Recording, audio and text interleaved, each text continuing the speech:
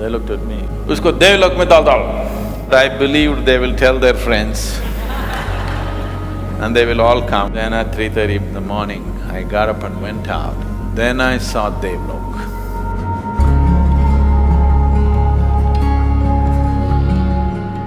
I must tell you my experience of landing in Devalok.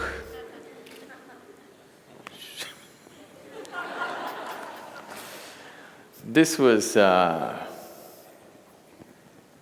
probably maybe 85, 86, 1985 or 86, I'm not sure, one of those 2 years.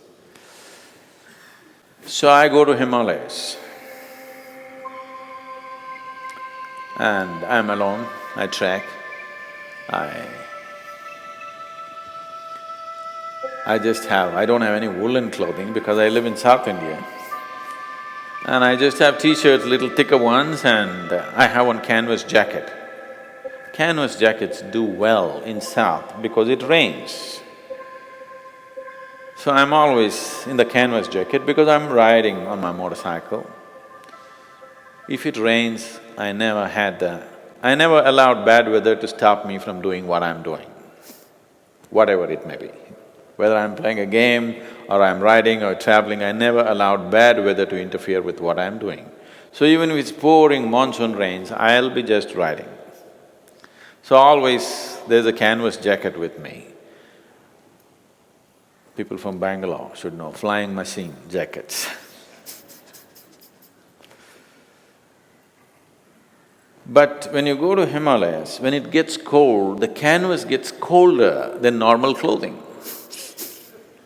Actually, cotton clothing would be better. Canvas gets so cold. So there's no way I can wear this jacket. For the first time I realized canvas jacket doesn't work in altitudes. All over South India, it did well for me. The highest altitude I reached is Ooty and Kodaikanal, so it protected me pretty well, but I went there and I couldn't wear this canvas jacket, so I had to take it off and just walk around in t-shirts when temperatures are like -3, -4 degrees centigrade. Then those days there were Bhuk Hartal buses. These buses are called Bhuk Hartal. Bhuk Hartal means hunger strike. Morning 3:30 AM, it will leave Haridwar. One of those small short chassis junk Tata buses. The roads were not like how it is today. The Himalayan roads were fabulous. In my experience, they were fabulous because almost every corner the bus looked like almost it's going to fall off. And I always went and sat on the top. Almost every year, from Haridwar to wherever I went, Gomukh, Kedar, Badri, I travelled on top of the bus. And I know every bend in the Himalayan road. About 5 years ago when I was driving, people who were driving with me were terrified because I was hitting like 130, 140 on the Himalayan tracks. Because I know every bend, I know every rock, every corner. It's like a video in my mind. If I just turn it on, it's like I'm seeing the road 2 bends ahead all the time. Those moments of sitting there on top of the bus and drinking in the Himalayas, even today I have a perfectly unedited video of the road of complete 12-14 hours drive. Now the Teri Dam has changed, I'm gotten a little confused near that place because the dam diverted the route. Otherwise the video, if I turn it on, it just plays on for me even today. So I sit on the bus and I reach there. That day the bus broke down halfway and there was some little bit of landslides. We reached late at Badri. We had to cross the gate at 6 o'clock or 6:30, but we didn't make it, and then the driver somehow begged the gate and opened, and we reached there around 8:30 in the evening. It was raining a little bit, cold. I can't wear my canvas jacket, so I'm in my t-shirt, all my muscles stiff, but I'm young. There's no substitute for that. So I went around and I'm trying to find myself an accommodation. I'm a super budget traveler. Normally, Wherever else I went, in New Delhi, I always slept in the bus station. ISBT, I've slept in that station any number of nights. In Haridwar, I slept in the bus station. In Rishikesh, I always slept in the bank of Ganga. It's only further up when it gets cold. In Uttarkashi, I always slept outside. Only when I went further up into the cold, I need a place.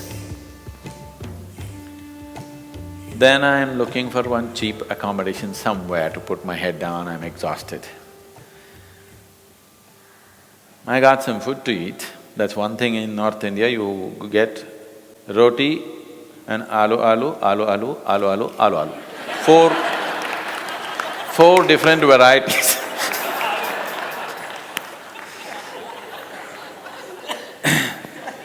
In 20-25 days of journey, only the potato is hanging in your head. Being from South India, you're desperately hoping somewhere there'll be some little rice and rasam that you can slurp down, which feels like food.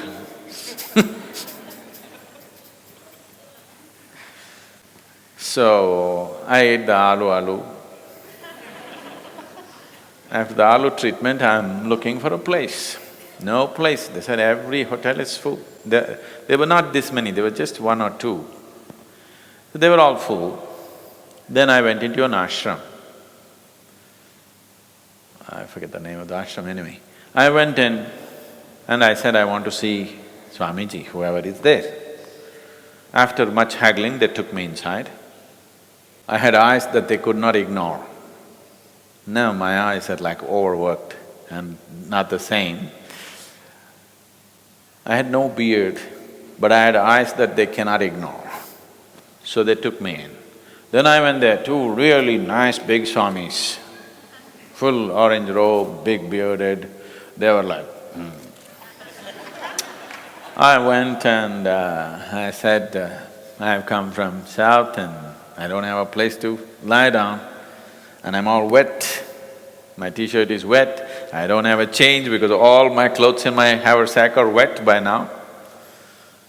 So I need a place to lie down. They looked at me, what do you do, this, that? I said, I'm beginning to teach what I know. Usko devlok mein dal. And I thought, oh wow, this is my fortune. They're going to put me in devlok. Devlok mein dal. All the stories that you've heard about devlok. I went. They took me inside a building like this, alley after alley. Then they gave me a room. The whole room was laid with beds, nobody there. So I went and I said, thank you, and I put my bag down, I just want to hit the sack. I hit the sack, so much water in the beds, just it all came. Oh my God, okay, this bed is wet, I slept on that bed, that is also wet, this bed, this is also wet. But in spite of so much water, it did not drown the bugs. When I lie down, they bite me here, they bite me there. And I rolled and rolled and rolled, there were about 8 beds, I think. I rolled across 8 beds throughout the night just to make sure all the bugs are evenly fed.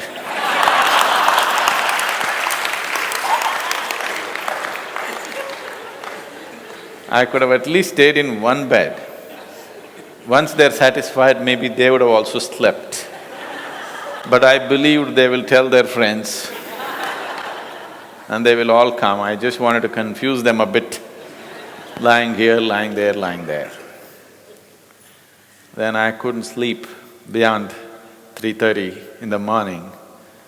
The treatment of the bugs and cold bed, watery beds, not cold, wet, not damp, totally like if you lie on it, your clothes will soak up, including your underwear, everything is wet in that cold. So then at 3:30 in the morning, I got up and went out.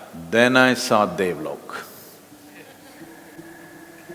I was like no sleep and I thought I'll just get myself a tea and carelessly a little bit walking like this. Then I just looked up. The whole valley is pitch dark.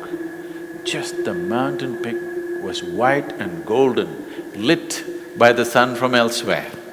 I burst into tears. Then I knew I was in DEVALOK.